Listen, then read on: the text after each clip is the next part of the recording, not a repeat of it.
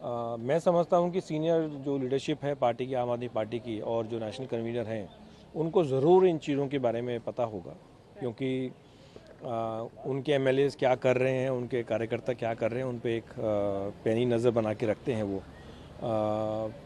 और ज़्यादा शॉकिंग और डिस्टर्बिंग है क्योंकि आम आदमी पार्टी एक साधारण पार्टी नहीं है। I think it evolved from anti corruption movement, और करप्शन के साथ साथ जो 3 सीज थे उनके, कैरेक्टर ठीक होना चाहिए, करप्शन से कोई वास्ता नहीं होना चाहिए, और तीसरा सी जो था वो क्राइम था, क्राइम से भी कोई वास्ता नहीं होना चाहिए। ये बड़े पैरामीटर्स थे 3 सीज। जब टिकट देने की बात आती थी या जब पार्टी से जुड़ने की बात आती थी, तो इन चीज़ों का और अगर मैं गलत नहीं हूँ तो ये कुछ लगभग 1 साल से लगातार कुछ सुनने में आ रहा था कि ऐसी कुछ चीज़ें हैं। तो पार्टी क्यों चुप थी, सीनियर लीडरशिप ने क्यों नहीं एक्शन लिया? और आई थिंक ये डिस्टर्बिंग होगा जितने भी कार्यकर्ता हैं।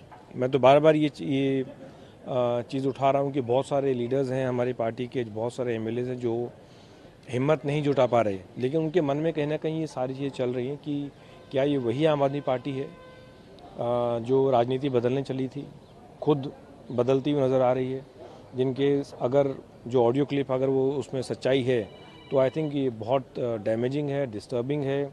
लाखों करोड़ों लोगों ने जिन्होंने इस पार्टी को बार बार मौका दिया जनता की सेवा करने के लिए, लेकिन जनता अगर उन्हीं के एमएलए अगर जनता की सेवा की बजाय अगर इन चीज़ों में लिप्त होते हुए नज़र आएंगे तो बहुत डिस्टर्बिंग है ये।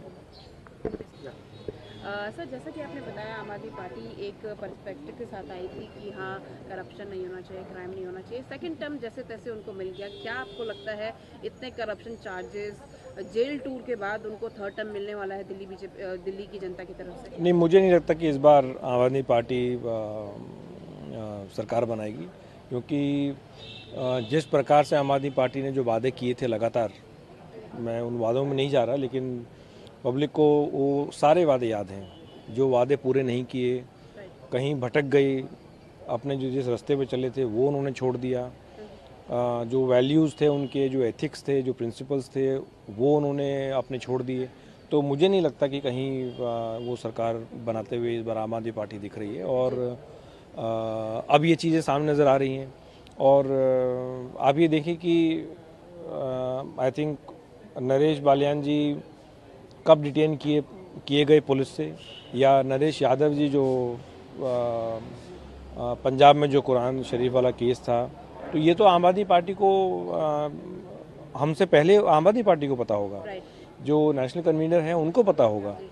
तो कल फिर वो शाम को जो इंसिडेंट हुआ पानी, तो कहीं कुछ इन दोनों में कुछ कनेक्शंस मुझे दिख रहा है। डाइवर्ट करने का कोशिश थी, या अटेंशन दूसरी तरफ डाइवर्ट करने की कुछ कोशिश नज़र आ रही है। लेकिन आई थिंक इस बार जनता ने मूड बना लिया है, और आज सुबह की भी जो बैठक हुई उसमें काफ़ी महत्वपूर्ण बिंदुओं पे चर्चा हुई, और इस बार मेरे ख्याल से लोगों ने मन बना लिया है, दिल्ली वासियों ने, कि इस बार भाजपा की सरकार को वो लेके आएंगे और दिल्ली की चाबी नरेंद्र मोदी जी के हाथ में देंगे।